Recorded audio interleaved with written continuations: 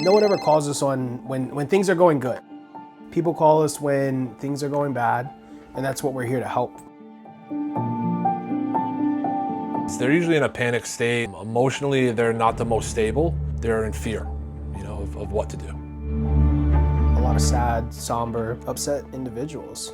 Some people call in and, they might not be in a safe situation. They might not have a lot of time, and I may have to expedite and act very, very quickly on things, or, potentially call 911 for them. I do have to understand what it is specifically that they're struggling with to know specifically how we can help them, where we can help them at.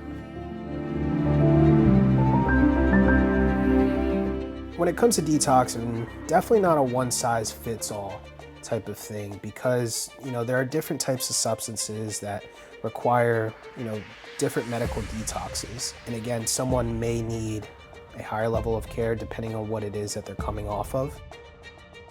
I like to relate a lot. I like to put myself in that person's shoes. This person is afraid, they're scared, they might have been to treatment before and it's failed. And so I try to make them feel comfortable with our process, particularly, if there's no trust, then, we're just another treatment facility to them. And building that trust quickly is very important in the admissions process, because essentially they're trusting us with their lives and we're trying to save their life. If you can kind of put yourself in their shoes, it's almost like they trust you a little bit more, because now you're not just some guy on the other end of the phone, but you're actually somebody who's going through this process too. And I have done that. I'm from the East Coast originally, and I moved here in 2013 to get sober, and I've been here ever since. Detox is not necessarily about just stopping the substance. It's important for people to understand how and why they use substances the way that they do, and it's important to address that underlying issue through intensive therapy. So when a client arrives on site, the first thing that we're going to do is giving them, a purview of what it's going to look like in these next 30 to 45 days. And so it's basically the introduction of what New Leaf is, what we're about, and what your experience is going to be when you're here.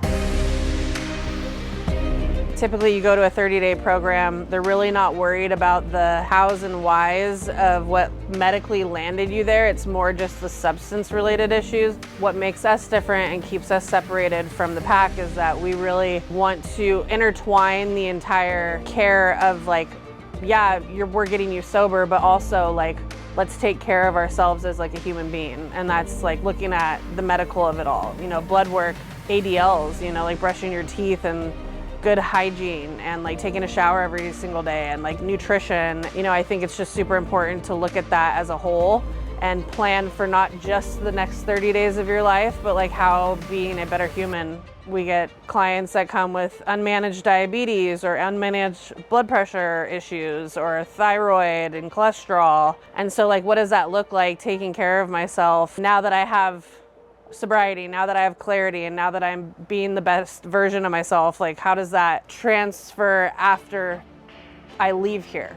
And so that's scheduling doctor's appointments. That's maybe going to the dentist the first time in 15 years, taking a look at how to be just a healthier version of you.